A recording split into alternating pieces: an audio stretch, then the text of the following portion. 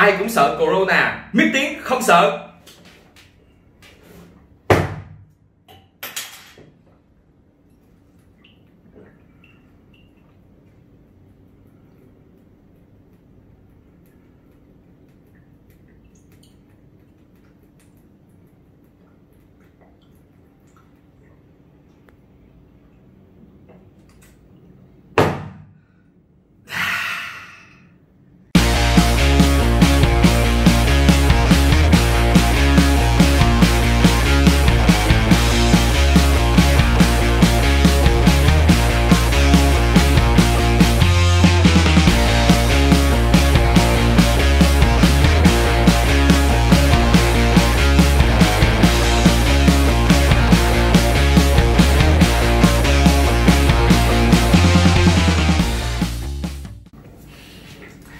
Chào cả nhà, chào mừng cả nhà đã đến với kênh YouTube Mít Tiến của mình. Chương trình hôm nay là cái chương trình thời sự do chính mình, team sẽ đọc thời sự cho cả nhà của mình. Cái chương trình hôm nay á, mình sẽ nói về một cái chủ đề cực kỳ hấp dẫn và mọi người rất là quan tâm tới, đó là cái chủ đề virus.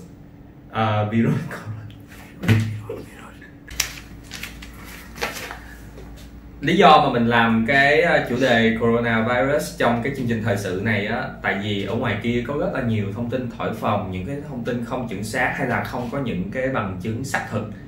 Và những cái thông tin này mình thấy nó không có giúp ích được gì cho xã hội, và thậm chí nó còn gây những cái hệ lụy cho cộng đồng. Mình nói ví dụ như là bây giờ mà những cái thông tin nó không có thỏa đáng đó, thì mình sẽ không có biết cái cách nào để mình phòng ngừa, mình phòng tránh. Rồi nếu mà mình làm lố quá thì á, mình lại trở nên ảnh hưởng tới vấn đề tâm lý, rồi hoang mang, sợ sệt này kia, rồi mình ảnh hưởng tới những cái hoạt động hàng ngày của mình, và nó ảnh hưởng tới kinh tế của mọi người xung quanh nữa, đúng không? Thì mình không biết là tại sao có những cái đó, có thể là người ta muốn là câu like, người ta có một cái lý do nào đó, nhưng mà mình thì mình không có thích cái vấn đề đó, và mình muốn là khi mà cái thông tin nào ra nó nên chuẩn xác và nó trao giá trị cho cộng đồng, thì bởi thế là mình làm cái chương trình này. Những thông tin mà mình sẽ đưa ra trong cái video này sẽ là những cái thông tin mà mình thu thập được bởi những cái kênh chính thống, và đặc biệt là từ cái website của chính phủ Mỹ. Đây là website của Bộ Y tế và Phòng chống dịch bệnh của Hoa Kỳ. Đó là cái website này nè các bạn, để mình cho các bạn coi. Đây là website CDC. Đó, CDC là Central Disease Control. Ok. Thì trong cái đây á, là các bạn thấy không, headline là họ để luôn cái coronavirus nè. Đó. Thì về phần coronavirus á, nó có một cái phần ở đây. Thì khi mà mình vô cái phần mà coronavirus á, thì nó có nhiều cái section cho những cái đối tượng mà cần phải coi. Ví dụ như what you need to know about coronavirus, thì cái này là cho những cái người dân nè. Còn cái hai là thông tin cho healthcare professional, là những cái người như y tá, bác sĩ, y sĩ rồi. Cái thông tin thứ ba là thông tin cho laboratories, thì đây là những cái thông tin mà cho những cái phòng thí nghiệm. Và cái thông tin kế tiếp là public health professional, đây là những cái nhân viên y tế cộng đồng. Đó, thì rồi thậm chí họ còn có thông tin cho businesses, là những cái thông tin mà dành cho những cái doanh nghiệp này kia. Và họ còn có cái phần là nhận định về cái rủi ro của cái bệnh corona này, virus này. Nhưng trong cái phần livestream này nó giới hạn, và mình muốn làm cái nội dung mà nó liên quan tới cộng đồng của mình nhiều, đó là những cái người bình thường như mình. Thì mình sẽ vô cái mục thế này. Thì trong cái mục thế này á, nó có những cái phần như là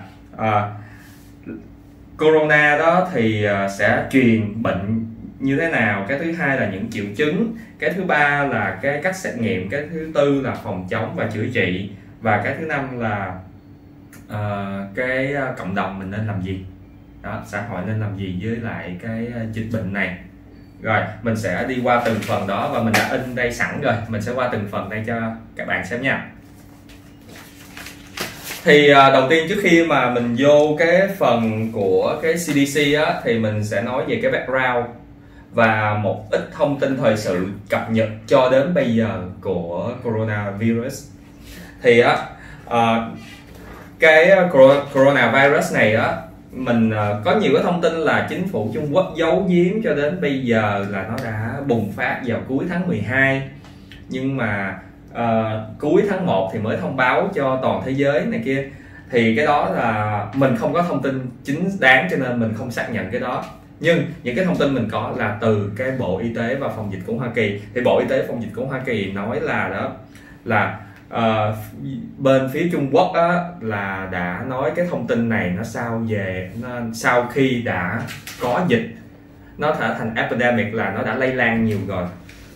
Và cái ca đầu tiên mà biết được lây từ người sang người đó là vào ngày 31 tháng 1, có nghĩa là cách đây chừng 2 tuần thôi nha cả nhà. Thì trước đó coronavirus này á, nó cũng giống như là cái dịch SARS hồi trước, là nó truyền qua những cái con động vật như là chuột, mèo, rồi những cái con gia cầm, rồi trong đó có dơi này kia.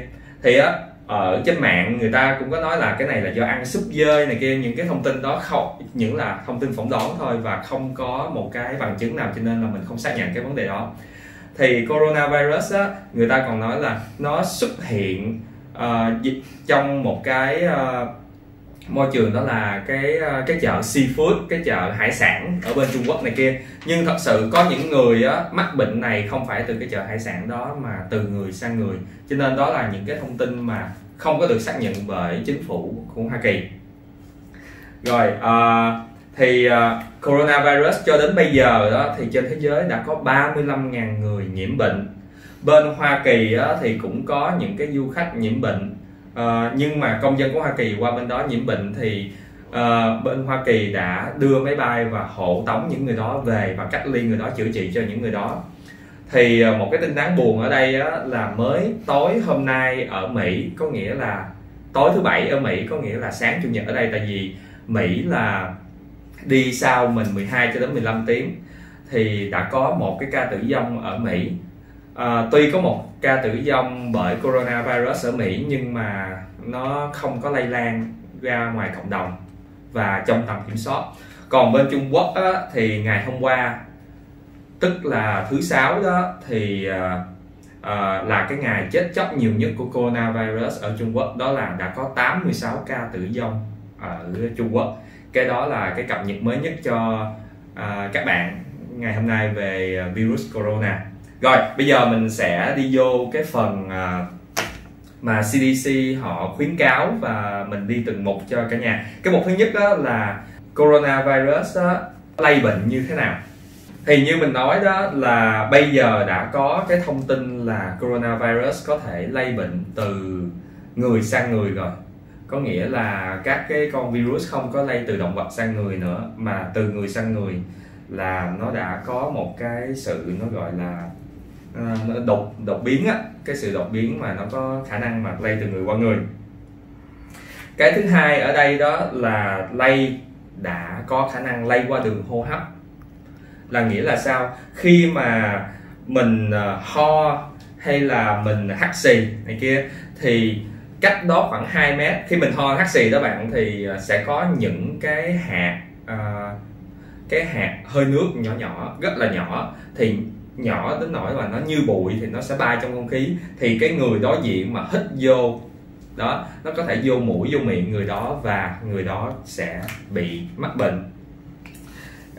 Hoặc là khi người ta hắt xì ho mà dính lên cái mặt phẳng, thì mình chạm vô cái đó và mình dùng cái tay đó và mình ăn uống hay là mình quẹt mắt quẹt mũi này kia, quẹt miệng, thì mình cũng có khả năng bị cái đó. Cái mục thứ hai đó là cái mục về những cái triệu chứng của coronavirus. Thì cái mục này nó tương đối ngắn. Thì những cái triệu chứng đó là sốt nè, ho nè và khó thở. Và có một cái điều đặc biệt ở đây á, là những cái triệu chứng này á, sẽ xuất hiện sau từ 2 đến 14 ngày. Sớm nhất là 2 ngày và trễ nhất là 14 ngày sau khi bạn tiếp xúc với cái con virus này, test âm của mình. thì có rất là nhiều người họ đi du lịch, và nhiều bạn á, trong cộng đồng của mình á, về đây rất là lo lắng, tại vì khi đi du lịch á, thì có rất là nhiều khách, đặc biệt là từ Trung Quốc qua, thì các bạn cũng cực kỳ lo lắng. Nhưng mà nếu mà bây giờ các bạn đã đi về Việt Nam và đã hơn 2 tuần thì các bạn đừng nên lo lắng. Tại vì đó, cái ca mà có thể là ủ bệnh á, lâu nhất là 14 ngày, nếu mà đã qua 2 tuần thì các bạn có thể nói là tương đối an toàn rồi, cho nên đừng có lo lắng quá nha.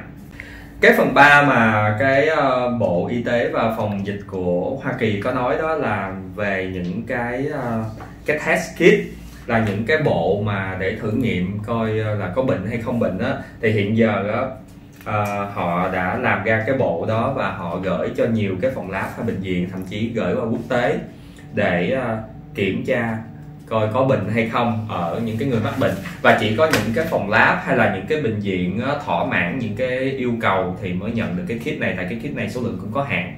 Đó là cái phần này. Cái chủ đề kế tiếp mà mình định nói về cái coronavirus này, đó là cái chủ đề mà mình thấy rất là liên quan và mọi người cực kỳ quan tâm, đó là phòng bệnh và chữa bệnh. Thì chính phủ Mỹ đó khuyến cáo là các bạn phải rửa tay 20 giây trước khi mình ăn uống, và sau khi mình sử dụng nhà vệ sinh, hay là mình đi vô thang máy mình bóc những cái vật mà nó được sử dụng nhiều bởi người xung quanh.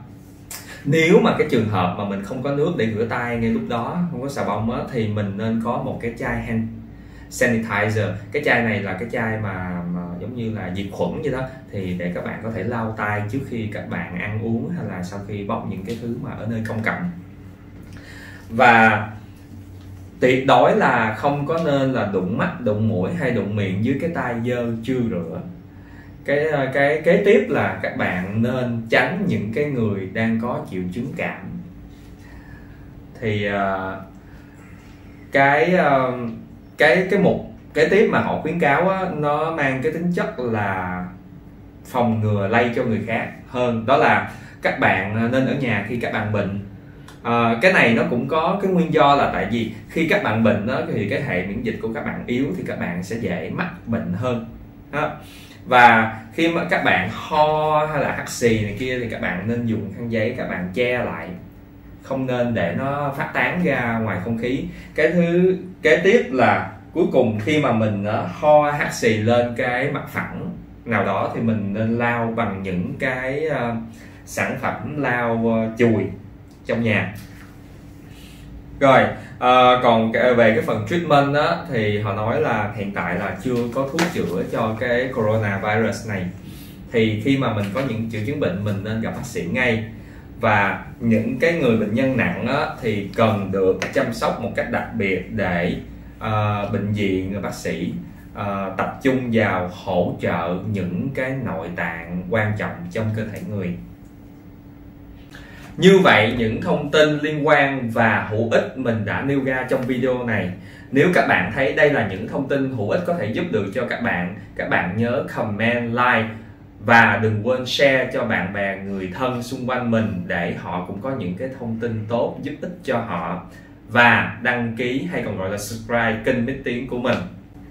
Cuối cùng nhưng cực kỳ quan trọng, cả nhà mình hãy sống vui, sống khỏe và đừng quên bảo vệ bản thân và những người xung quanh.